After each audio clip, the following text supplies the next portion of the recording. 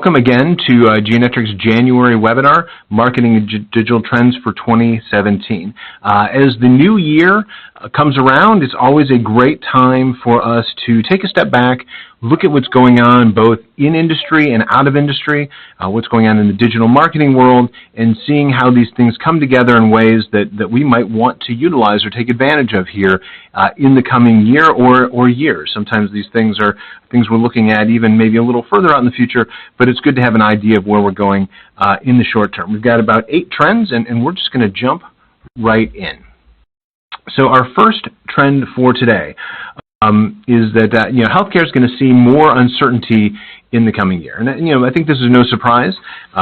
We've been in really an unprecedented amount of change in healthcare here over the last couple of years, at least more change than we've seen in a generation, new to most of us who are working in the space now. And so that's led to a lot of different stresses and strains within our organizations, a lot of pressures to deliver, and oftentimes with less resources, and frankly a lot of uncertainty, which has sometimes prevented organizations from being as aggressive as they might be in other scenarios. And 2017 promises to be no difference in terms of that trend moving forward. So certainly we've got a new president coming into office, a new administration here this week. We've got a new Congress in place, and a very different set of priorities around healthcare as we go forward. And certainly I think anyone who's been listening to news of any sort over the last couple of weeks knows that the repeal of Obamacare really has been a top priority for the incoming administration, and there's a lot of pressure for a repeal and replace, and the new administration is really hoping that that can be done very quickly. I think it's not something that can be done with a repeal and a replace very quickly, and so we're seeing a lot of those tensions and a lot of those pressures right now as there's discussions about, do we pull things away right now and then figure out what we're going to do after that? Do we try to do it all in one coordinated maneuver? And if so, how long is it going to take us to figure those things out? The reality on the ground right now appears to be that there is a great amount of consensus around repeal, right? And again, we can go back. These are the model here is really based off what the Romney Governor Romney did in Massachusetts once upon a time. It is a model that I think in many ways appeals to a lot of Republican ideals. However, there's a real desire to take away the accomplishment of this sort of signature law by the Obama administration. And so that part is, I think, a lot of consensus. The piece that isn't is, that repeal is really a stepping stone to what's next, and I think there is very little in terms of consensus on the what's next piece of this. So obviously it's not something that most of us are going to have a lot of opportunity to influence in a meaningful way. But I think as we look at this in context and we understand that we're going to be in organizations that are going to have a lot of uncertainty, are going to be planning in a environment where they really don't know what the next couple of years are going to look like, probably not for a while. I think there's a few things that are probably good practice just given that environment. The first is, if you're not already feeling external pressure to make sure that the things you're doing from a marketing perspective are things for which you can deliver real, tangible results, and the kinds of results that frankly are meaningful to the folks in the C-suite, then I think you should be putting that pressure on yourselves. At some point, someone's probably going to walk in and say, hey, demonstrate to me why we shouldn't cut your budget, and if that's something that you're not already doing in a concrete way where you're really connecting it to, this is the number of patients that we brought in for these services, this is the amount of revenue that we're bringing in, given the marketing investment that we're making, I think I would encourage you to really focus your efforts in those ways here in the coming year. The other thing, I think, as we're seeing sort of what some of this stuff might mean going forward, we're seeing a lot of discussion of really the idea that, incoming administration believes in markets and market forces. They want consumers to be more engaged in decision-making. They want insurance companies to be able to operate across state lines and things like that. It's a little unclear how you accomplish some of those things. But there seems to be a real interest in creating a market that works, which means consumers are acting like consumers in the healthcare space, and that there's greater competition in many, many different ways. And the idea being that with those things in place, that prices will improve, that quality will improve, that experiences will improve. And frankly, other things that are required for that, things like transparency initiatives, are likely going to be pieces of what that is that's coming. But as we look at the market, as we look at healthcare being more market-driven, more consumer-driven, we are likely to need to do more consumer-focused marketing. We're going to need to influence more patient decisions than we have in the past. And we've been on that path already. There is a possibility that changes that come here in the next year or two may really ramp that up in a very significant way, and that's something that we should be prepared for. Now, along with all this, the need to engage consumers and influence them, the need to get measurable results, I think for most organizations is going to be less dollars spent on general awareness and brand building kinds of activities. Those can be important in many ways, in many situations. However, they are very difficult to capture solid ROI around. And so, I think we're seeing a general preference towards measurable results and things like that, which often means that we're more focused on filling schedules, we're more focused on promoting specific services and service lines, and having calls to action within that can very directly connect our marketing and outreach activities to the dollars that we bring into the organization. And so I think we're gonna see more organizations opting for that side of the coin. Now, the other thing that we've been seeing in this time of uncertainty and with the changes that have been going on, and something that all indications are we're going to continue to see, is that our healthcare provider organizations are going to continue to get bigger and bigger and bigger. And Becker's Healthcare published a research piece at the end of the year that looked specifically at this issue. Like, how are you going to grow?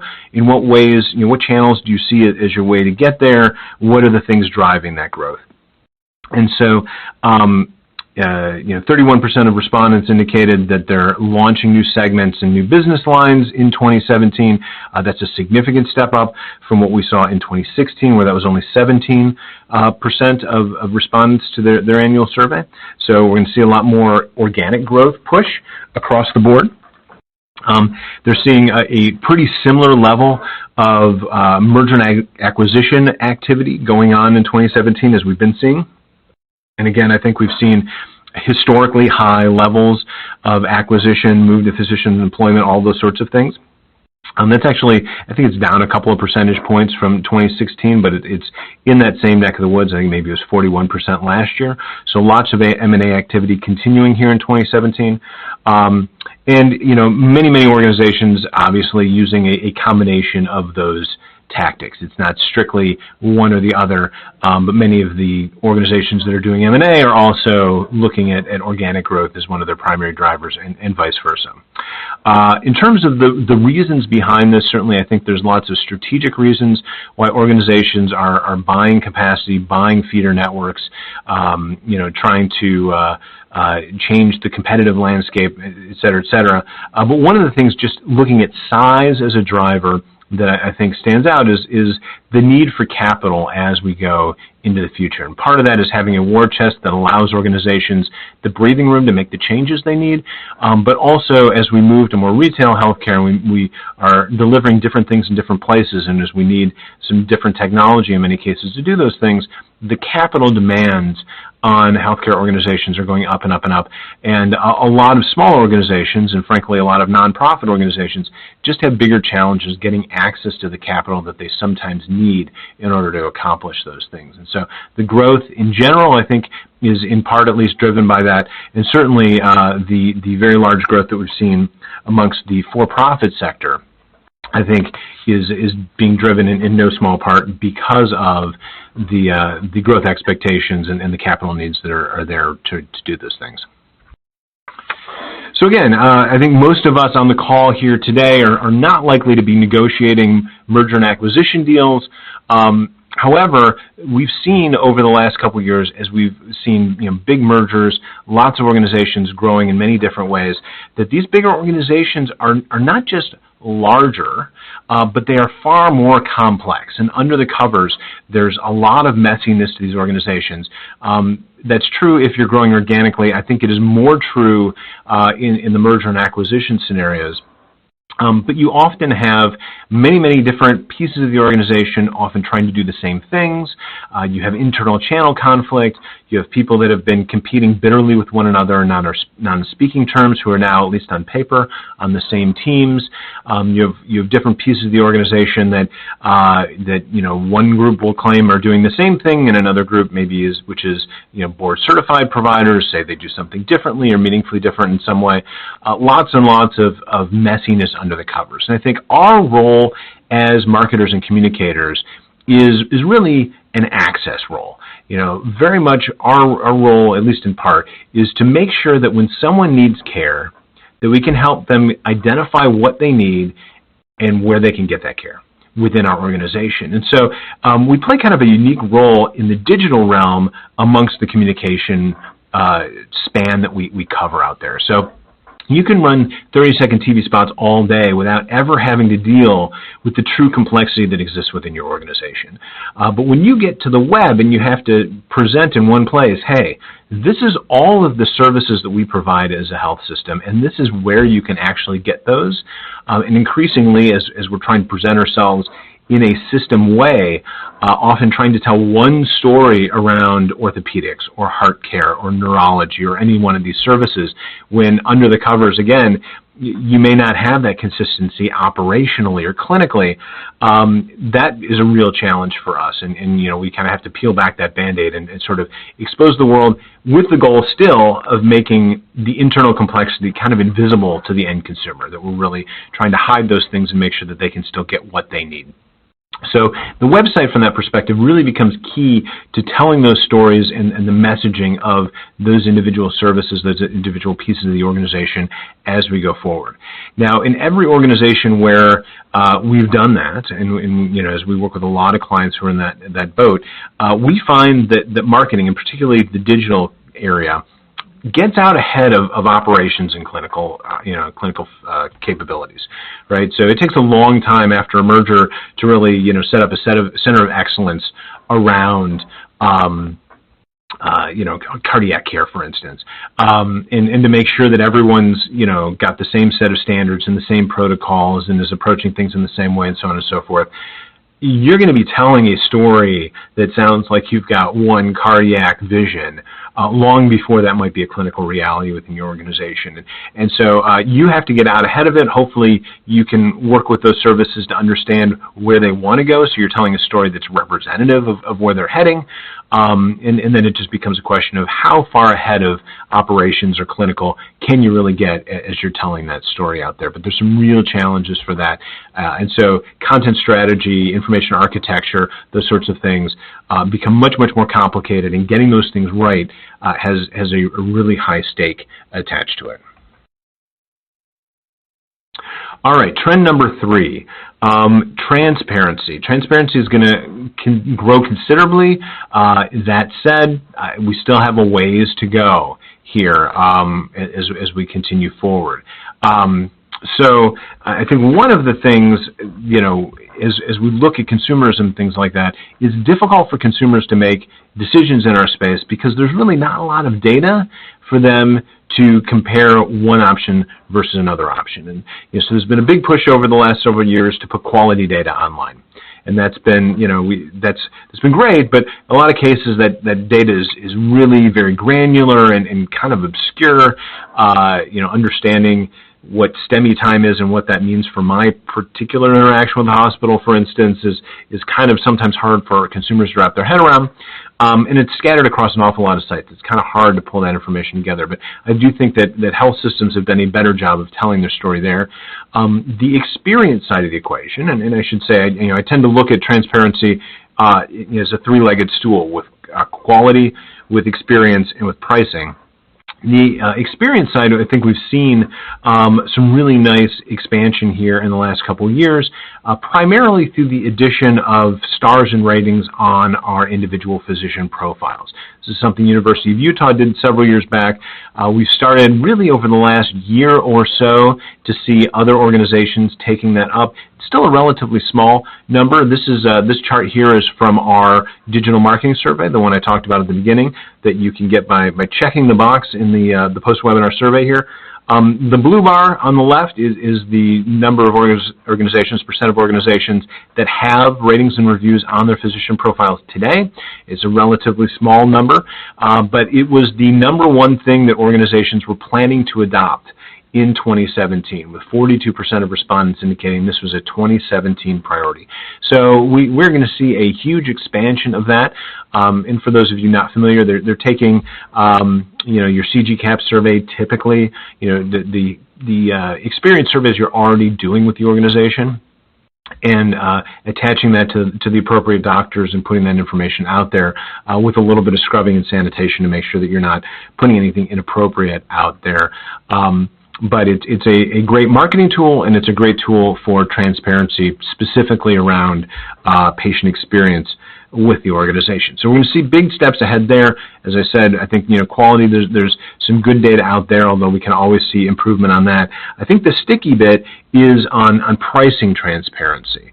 And we'll say that every time in the last year that I've talked to hospital CEOs and presidents, transparency has been on the radar, and I think they're particularly interested in pricing transparency, but it is also the area where even at that senior leadership level, there is very little understanding of how to move forward on this.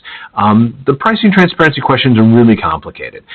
It is difficult to know that two patients going in for what on paper looks like the same thing, if it really is the same thing, or if it's going to have a similar cost based on a number of different complexity factors. In addition to that, in many cases, the hospital only controls part of the overall billing. If you've got anesthesiologists that are in an outside group, they're doing their own billing. You may have some other pieces of the mix that are billing independently.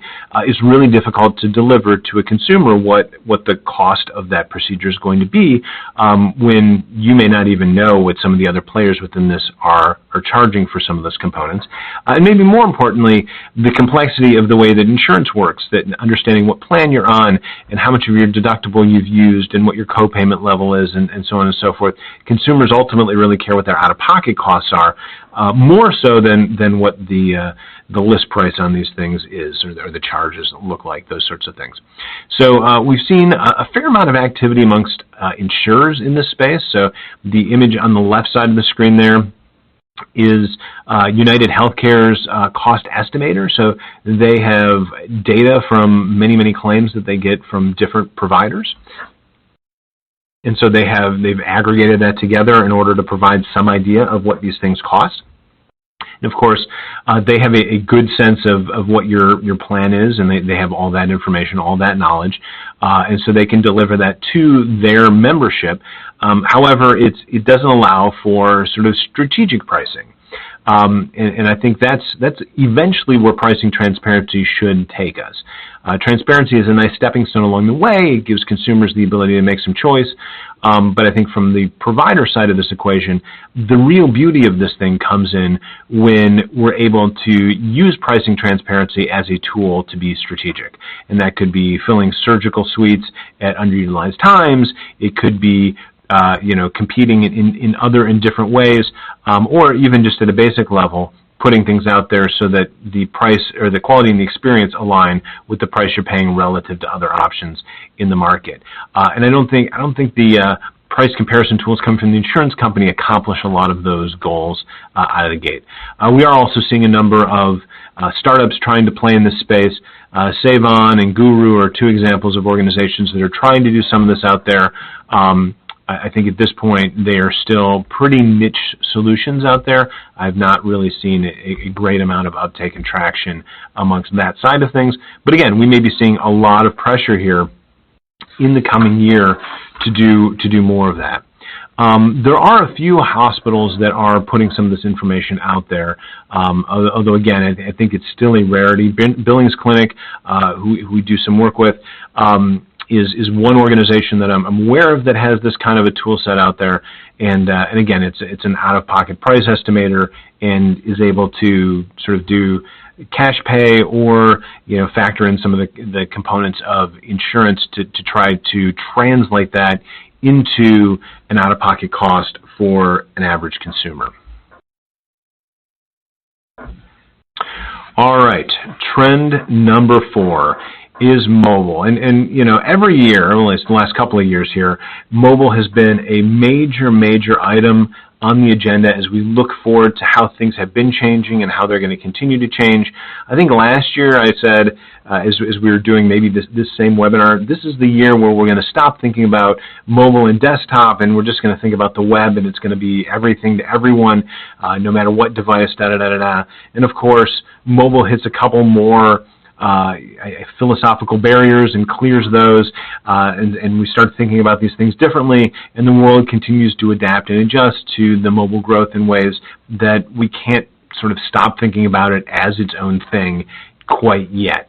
But it continues to move that way. I think the biggest thing that we saw, the biggest hurdle cleared here in 2016 was in October this year, globally at least, we saw more traffic, more internet traffic going through mobile devices and tablets than traditional desktops and laptops. It's the first time we've kind of hit that line, at least at a global perspective. And I think you can look at your own statistics and sort of assess where you're at in terms of your mobile and desktop mix. We've certainly seen organizations that have been majority mobile for several years now, and we've seen some organizations that, based on a number of factors, might not be there quite yet. But really, the bulk of growth in terms of traffic across the board has been coming from non-traditional devices, from mobile devices and tablets, and TVs and other things. But for our purposes, probably it's mostly mobile devices and tablets. And so we've seen, and as I should say, on the search engine side, we see a tremendous amount of that activity as well. So the world is reacting to this, and some of that is, hey, what's going on in the, from an experiential standpoint. Consumers are spending more time on these mobile devices. It's becoming more normal. Their expectations are changing. The way they interact with these sites is changing. And frankly, from a design perspective, we've learned a lot about what works and doesn't work. On the other side of things, Google is continuing to try to adapt what it does to really make sure that it's serving the mobile searcher effectively. And so that's been maybe the biggest story this year, is how Google has been reacting to this growth in mobile and the continuing growth in mobile. Two big steps that we saw them take this year, and I think it's also signaling for what we'll see here in 2017, is Google has really been focused on, for mobile searchers, making sure that it is sending people to sites that are going to get a great experience for that mobile user. So when people are searching on mobile, they should get sites that really work very well on mobile. And that's been true for a couple of years now. Google has been providing a bump for those organizations that have had mobile-optimized sites, responsibly designed sites, and so forth. But they've taken this a couple of steps further. Earlier in the year, they announced that there were some more things that they were going to start penalizing sites for, that they felt were just bad behavior indicators.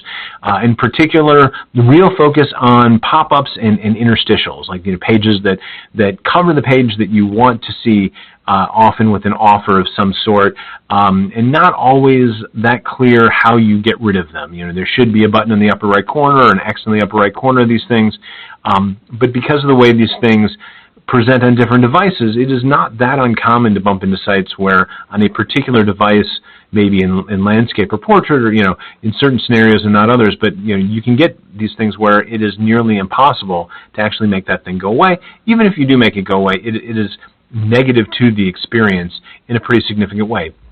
So Google's announced that they're going to penalize sites that are engaging in this kind of bad behavior.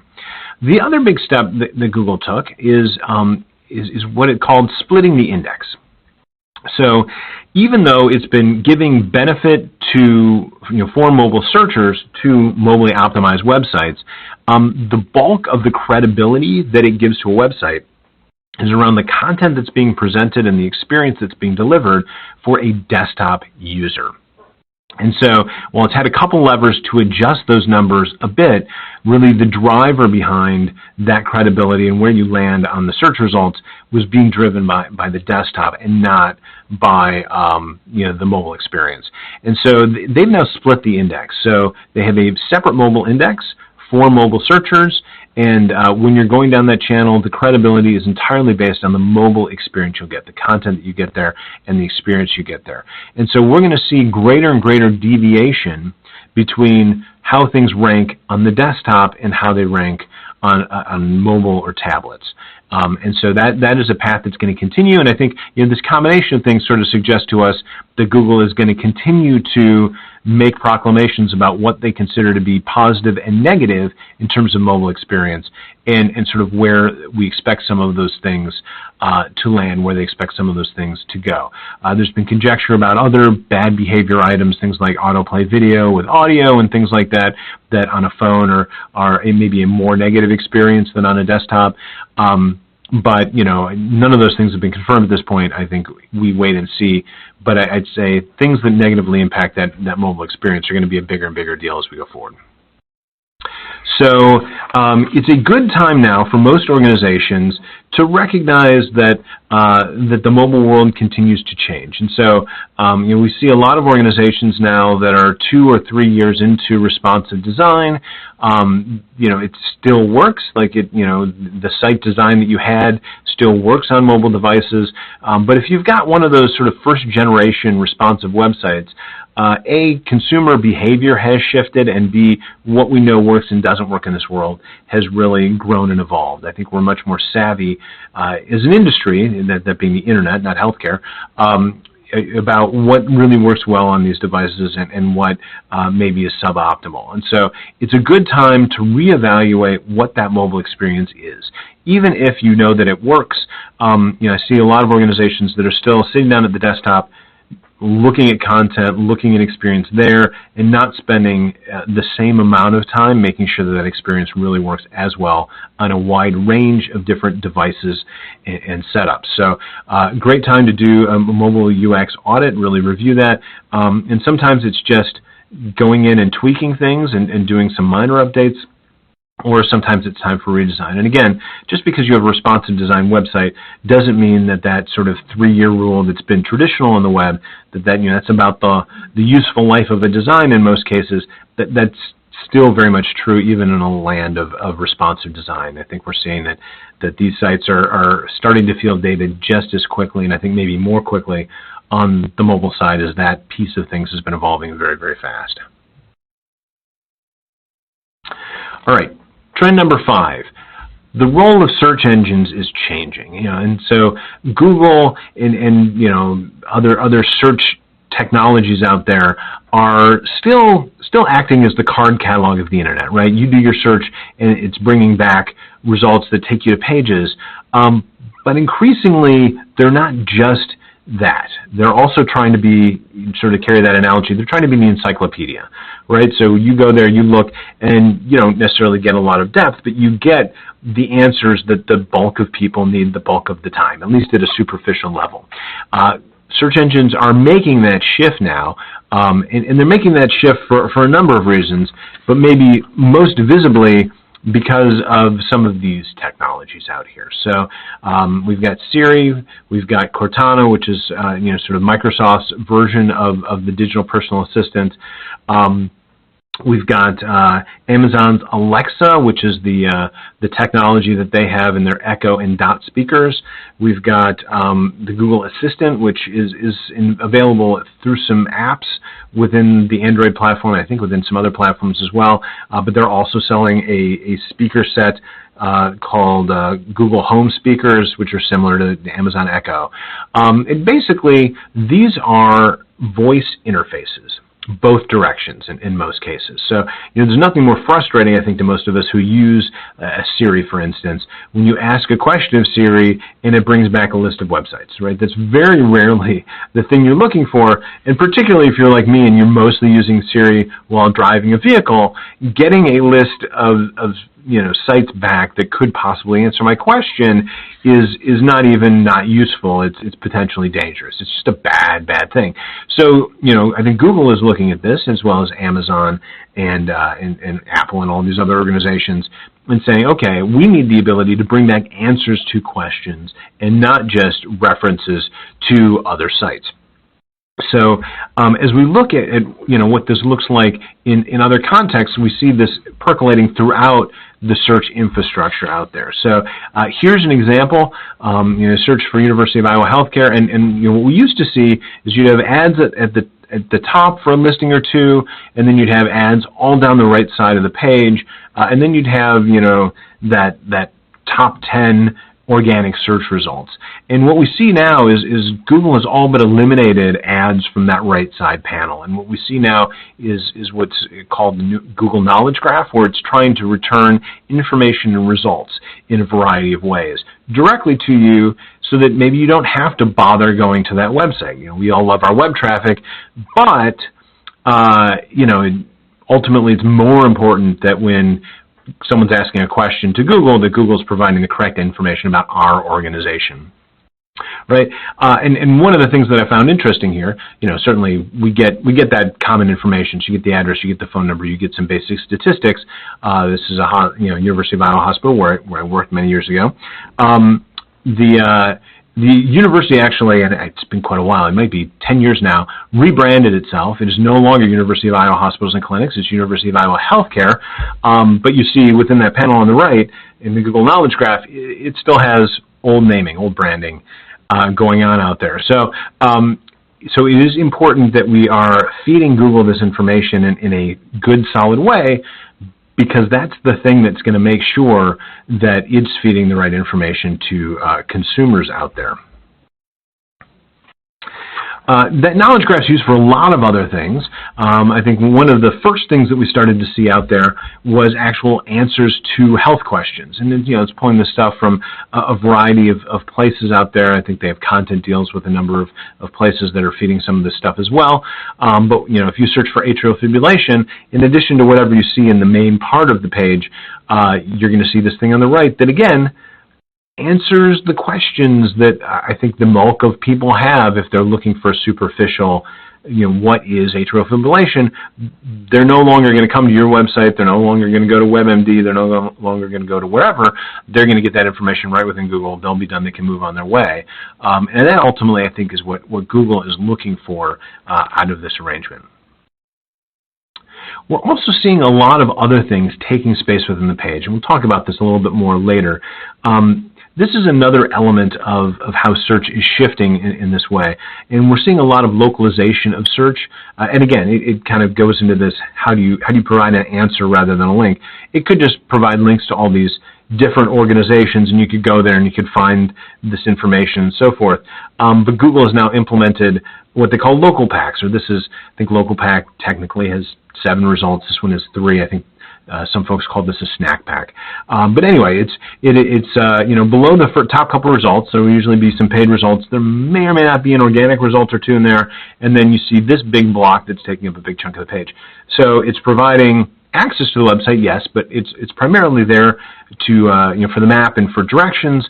And again, it's pushing any other results that you have organically probably further down the page in these scenarios.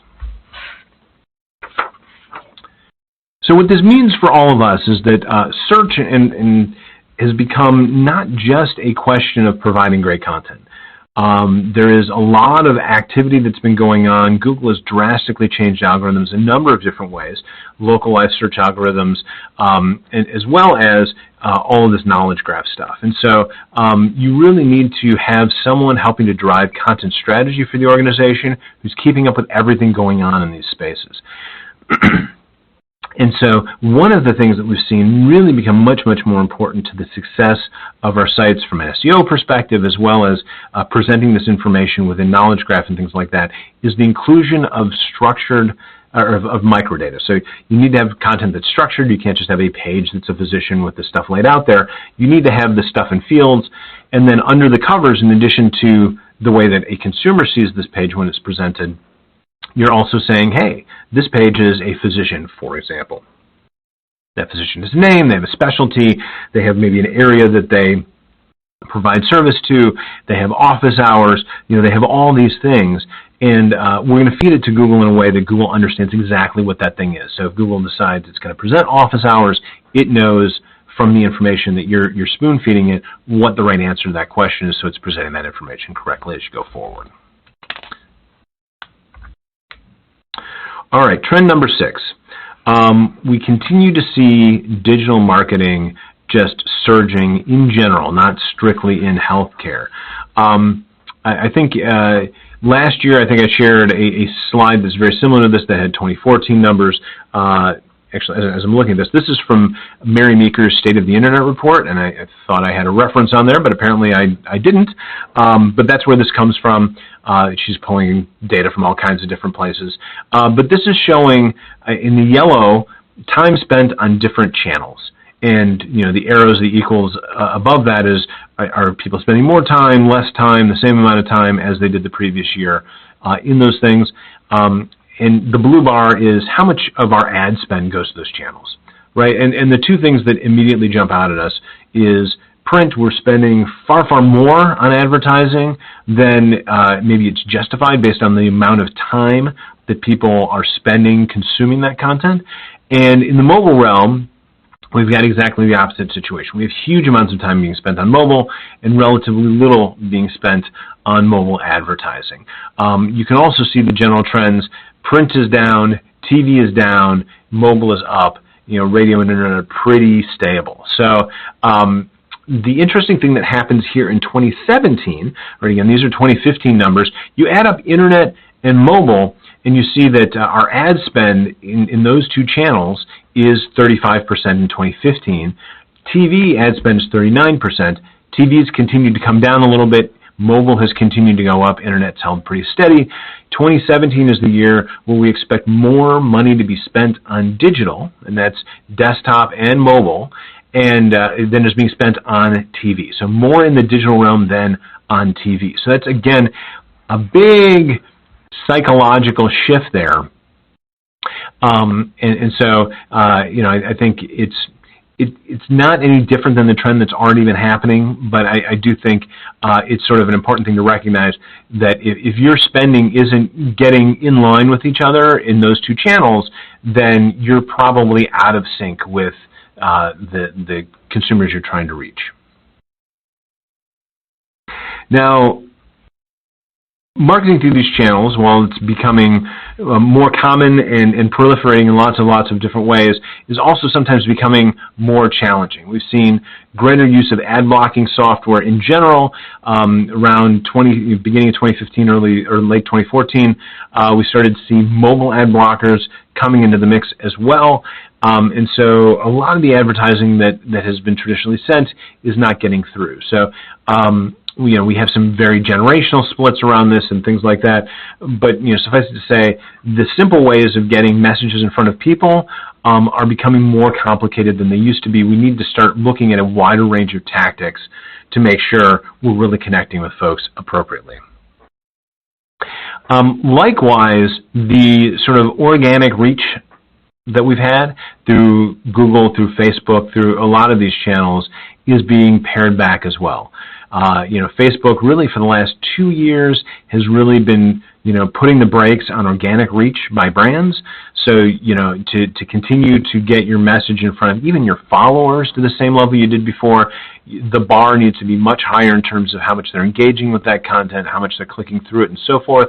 Even then, they obviously are looking at their bottom line, and they want more people spending more money to get messages in front of consumers. And so they have been, tightening that spigot, and we're going to continue to see more need to spend in order to reach those consumers. Likewise, we've got the stuff that we've already talked a bit about on Google. We'll dig into it here in a little more detail. Here's a great example. Someone types drugstore. Drugstore.com is a paid ad. The right side is a knowledge graph thing about drugstore.com. So if you're drugstore.com, that's great. You've got a local pack going on there. And the thing you don't see anywhere above the fold is you do not see a single organic search result the way that we've traditionally thought of that. So again, Google is trying to do a lot of things differently, and part of the implication of that is those organic results are being pushed down the page, and you're getting much, much more exposure to paid results, as well as to some of these other things we've talked about that are non-traditional search results. So again, the pressure's on for us to pay. And in fact, we've talked a little bit about this, but just to get a sense of how many different things Google has introduced for different kinds of pages, for different kinds of searches, we're at a point now where only 3% of pages get that traditional, 10 organic search results on the first page that used to be our sort of mark of quality, right? We used to think of, well, if you're in the top couple, then you're going to be above the fold, and if you're top 10, that pretty much guarantees you're on that first page. That's not at all true anymore. You can be in the top 10, still be relegated to page 2 of many of these things. And again, we've all seen traditionally the stats on how much that decreases your organic reach when that occurs. So there's shifts going on, and there's a lot of, I think, creative ways that organizations and brands are trying to reach out, and frankly, a lot of platforms are trying to accommodate that by coming up with creative ways to let us spend our money with them on advertising. So this is Pinterest, and I have a wide range of interests on Pinterest, as you can see. And what might not immediately jump out at you here is this box over on the right. It looks just like another card within the Pinterest layout. It is, if you look at the bottom, it is a paid advertisement that's being presented in exactly the same format as all the content that I'm consuming through permission-based marketing, right? And so it is entirely folded in. The ad blockers really don't do anything with this, and it's not interrupting my experience in the same way that a lot of other digital marketing vehicles might.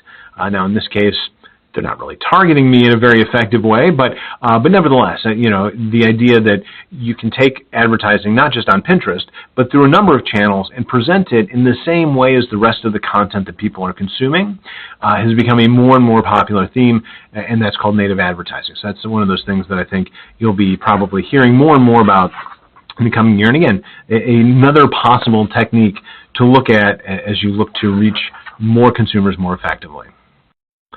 So again, what this means to all of us, the free reach, the organic reach, those sorts of things, all of those spigots are closing. It's becoming harder and harder to reach the same number of consumers for free. All that effort you spent to build up those huge Facebook follower groups and things like that, now when you pay, you're going to get that much more for having made that effort, but you don't get as much kick out of just the organic sharing as you used to. It's going to require you to really get creative, to understand the range of different options out there. And I would say, the thing that I see organizations, the opportunity I see them missing out on within the digital marketing realm is you do not need to set this and forget this. Like if you do a billboard, it costs a ton to print it, you drop it up there like you don't really know what it's doing, whatever. Here you've got great metrics, and you can change everything as many times a day as you want to. So going in there, putting things out there, testing, watching the data, and iterating on that to make sure that your ads are as effective as they can be is a technique that every organization should be embracing wholeheartedly, and I just don't see enough organizations prioritizing at the top of their list. And there again, the idea that because we can't rely on Facebook to necessarily deliver the stuff, it's still going to be a great tool out there, but looking at more permission-based channels, more direct channels. Email's made a huge resurgence in the last year and a half, 2 years. We're going to continue to see a lot more use of that channel because we don't have to worry about Facebook's algorithm of the day. Those are great ways to continue to get our message out. And then looking at new channels and things like that, like native advertising, are other good ways to potentially cut through that clutter and put messages in front of people as they're experiencing things out there. All right, trend number 7. We've entered an age of storytelling. And let's be fair. Storytelling has always been really important, but it feels like with so much more content out there, the great storytelling has become and it just really exploded here in the last couple of years. The first thing that really drove this concept home to me was the Serial podcast. And if you haven't heard of it, and if you haven't listened to it, go out and experience this thing. It's coming from the This American Life folks, who are already fantastic storytellers, but they've gone from a short form storytelling where, in an hour show they might have 3 to 5 different pieces, and obviously sized accordingly, to an entire season of content that's really telling one story. And in a lot of ways, this is very reminiscent to me of old-time radio, right? We used to have a lot of audio that was longer form, that was a regular weekly kind of thing, stuff like that. And if you haven't, The Shadow is a great example of that. But I think we've seen people, because we're spending so much time on our phones, using them in different ways. This idea that we're only going to consume short-form audio or short-form video, that's one piece of the way that we communicate, but we're seeing all kinds of other formats, when they're done well, really having some fantastic success out there as well. A couple of other ways that storytelling is happening that maybe didn't even exist, a year or 2 years ago. Facebook Live video has become a bit of a phenomenon, and Facebook's had that. It seems like, I think it's less than a year now, and they started out to sort of seed things. They were paying a bunch of content providers to do high-quality live video, and we're at a point with it now where they've already announced that they're cutting those programs off, that they've got enough traction with this, that this has now become part of the lexicon. It's not something that I'm seeing healthcare organizations using a lot yet, but I think there's some great potential. This was something that I'd seen, played with a little bit, but the thing that really drove home the power of it to me was when we had some flooding issues here in Cedar Rapids last fall, and all of downtown was shut down, and we had a couple of people, including this guy who has a high-end drone and has a business where he does drone photography and video and stuff like that, but he was live streaming from the drone, doing spoken commentary all the while, having back and forth conversations with people while doing all of this. And there were some other people who were sort of getting into the areas that were sort of off limits for most of us, and giving us reports as to what was going on, kind of day to day, minute to minute. Really powerful stuff, and we're seeing more and more organizations, more and more brands looking at how they can take advantage of this as a new format to go out there. It hasn't been a format without its problems. If it doesn't have a place in the NFL locker room, for instance, we learned the other day, NFL locker room is not a good place for live Facebook video. But I think as a storytelling tool, it has some really great potential. And again, largely untapped space for healthcare right now. Another area that's absolutely exploded, and it's sort of under the radar, and certainly not something that we see many healthcare brands or healthcare organizations tapping into, has been Snapchat. And Snapchat has a lot of different tools available to engage consumers and to build brand and to do different things. But one of those tool sets is the stories. And brands are doing some great things, highly designed stories, telling these stories, very visual, and they're getting some great play out of this stuff. And Snapchat tends to be a younger demographic. A lot of millennials are using it. A lot of Gen Z people, or whatever you're calling that generation that comes after millennials, it's sort of become embedded there. But I think most of us don't recognize just how big this has gotten, because those of us who are a little older than that, it is not our immediate groups of friends who have embraced this. Snapchat right now is sharing something like 1.5 billion photos a day. Just to give you a sense of the scale of how much this gets used as a platform. So if you're reaching out to millennials, you're reaching out to people younger than millennials. This is a fantastic storytelling platform, and again, largely untouched by folks in our space right now. So again, what this means for us is that there's more pressure on us than ever before to generate high-quality content. And, it doesn't have to be necessarily the most, really expensive cameras and things like that, but the end product needs to be high quality, it needs to be engaging, it needs to be interesting, and storytelling certainly helps those endeavors. Every healthcare organization is going to have to generate a lot more content than we've done that in the past. And again, this may not look the way it has in the past either. So certainly the written word continues to be critically important. But you should also look in your staff or in your partners, do we have the skill in photography? Do we have the ability to get great photos at every event, at every place that every thing that we're covering, at every meeting, whatever it may be? You need to have some design chops, right? Generating those Snapchat stories is great, but someone needs to design those things, and having some design chops available really is going to help. Video production should be part of everyone's repertoire as they go forward, again, through internal resources or through your partners out there. All right, one final trend for today is just the growing marketing technology stack. And this has been, across other industries, something that we've been seeing growing for quite a while. In fact, I think it's 2014 Harvard Business Review, which is usually not that far out ahead of trends, published something about the chief marketing technologist, and sort of predicted that over the next couple of years, again, in general, we were going to see marketing technology professionals investing more in new tools and new technology than the chief information officers. We certainly aren't seeing that in healthcare right now, but we're really still trying to get some base, back office systems and clinical systems in place in most of our organizations. But we have a need to start really looking at the marketing technology stack in conjunction with that as well. So one thing that we probed in our digital marketing survey was use of CRM software. And so, we found about 40% or so of organizations responding had a CRM in place today. 30% were planning to add one in 2017. So that's a tremendous leap, a huge adoption of these kinds of tools. And likewise, we're starting to see organizations that are going to their second CRM or maybe even their third CRM. So amongst those organizations that had it, we were seeing about 14% of those organizations were actually now looking to replace their CRM, and another 10% or so had replaced one in the last year. So we're not just seeing that first generation growth, which is tremendous, but we're also starting to see some organizations that are moving to their second or third CRM and moving through some things generationally that way as well.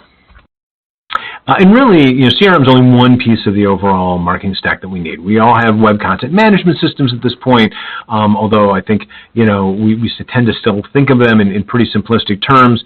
There's a lot of technology in terms of marketing automation and email, technology around social media and the way that we engage with people that way, web optimization and personalization. There's a whole set of tool sets that you can bring in for those sorts of things.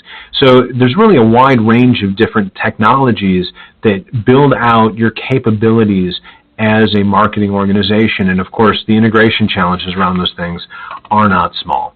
So, our final, what that means for you here, you need to be thinking about not just your strategy for what you're doing campaign-wise over the course of the year, but you really need to be thinking about what your technology strategy looks like and how you're going to get to the place where you really have the full suite of tools that you should have in order to be a modern marketer today.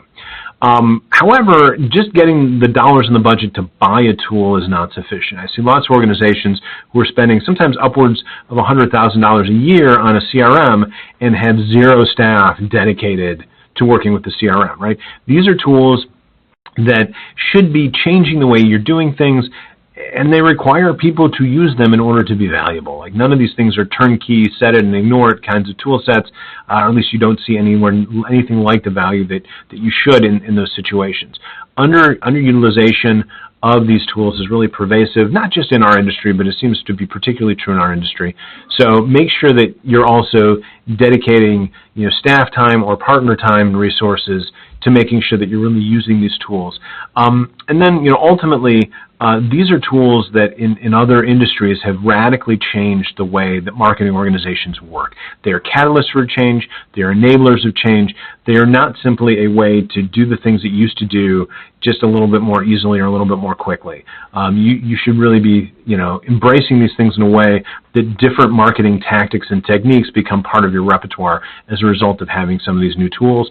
Oftentimes, just your overall strategy for how you're engaging consumers changes by virtue of having better tool sets to work with them. All right, so we'll stick on for a couple minutes to do questions here, but just sort of closing thoughts here. A lot of exciting new opportunities within healthcare, within marketing, and certainly where these things intersect. But I do want to remind you that there's core things that are critically important that don't ever change, right? Picking new tools, picking the shiny objects out there is great, but really those things are valuable when they solve the actual problems that you actually have in your organization. And so making sure that you understand what your strategy is, what you're trying to accomplish during the year, what barriers you have to getting there, and then looking at a wider array of tools and techniques that might be emerging out there as ways to connect, as ways to make those things happen, really is where you're going to see the best success. The risk of putting these kinds of presentations together and talking about all the shiny objects that exist out there, of course, is that there's always that potential that organizations are going to adopt more things without being committed to continuing to do everything they do really well. And, I think one of the messages that we always try and convey to our clients as we're working with them is doing a smaller number of things and really excelling at them is always going to be more effective than blanketing every channel that you can think of, but doing it with mediocrity. So go out there, do great work, and, hopefully exciting new things for you and your organization here in 2017. So with that, we have time for a couple of questions. We have one queued up here. So can you go over where and how Google gets their health library information? It's a good question. They don't necessarily reveal all that information necessarily, but they are, you can look at sourced. So if you find these examples, you'll look and it will say something like WebMD. It'll say, Mayo Clinic or, whatever it is. I think behind the scenes for those kinds of things, they actually have content syndication deals in place. Google does do a lot of scraping information off other people's sites and presenting it to people and making money off it. In this case, I think it goes a little bit further, and they actually do have content syndication deals with some of those content providers out there. We do have a question here about where you can get the presentation, and we do put that on geonetric.com in our Learn and Share section, and it may take a day or two before we have that out there, but we'll have a recording as well as a PDF of the deck itself out there at that point. How do you see storytelling implemented in the healthcare realm? I think it's a tactic across the different ways that we present content. So, some good examples here. You may be talking about your services, and you might just have some informational stuff about, we're board certified, and we have these things, and da-da-da-da-da. Like, that's great as content, and it's a great way just to make sure that you've got the boxes checked to say, this is who we are. Putting in a patient story, for instance, is a much more effective way to connect with consumers and make that information resonate. So saying that you have a new tool is fine. Telling a story about how this person's life was probably saved because this new tool was able to detect their cancer earlier has a very different kind of effect. And so we've seen some shift in the sort of where the content development efforts go. So, there's still a lot of content that's just core, like here are our services and how they're going to help you, and writing that well certainly has a huge impact over writing it kind of poorly.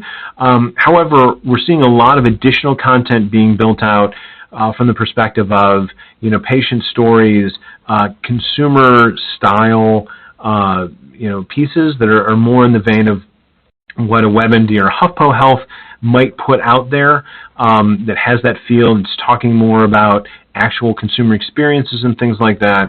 We're seeing videos being built that way. So if you produce this the way a news piece would be produced, for instance, rather than the way you might traditionally have put out a PR news release about it, that news piece is going to be more engaging. More people are going to watch it. More people are going to share it. They're going to have better recall of the information, all those sorts of things. That's really storytelling at work. And so I think we've done it in certain ways. Many organizations have a publication that they dropped all the households in their community. All right, that's great. Are you then taking those same pieces, and they may require some reformatting, things like that, but sharing them through a digital channel? And are you producing enough of them to sort of have coverage over the different services you're trying to promote, and so on and so forth? I think the opportunity is there, and again, I think making the information interesting is going to make it much more impactful than simply making sure you recite all the facts. All right, I think that is the last question that we have for today. So thank you very much for joining us today and sticking it through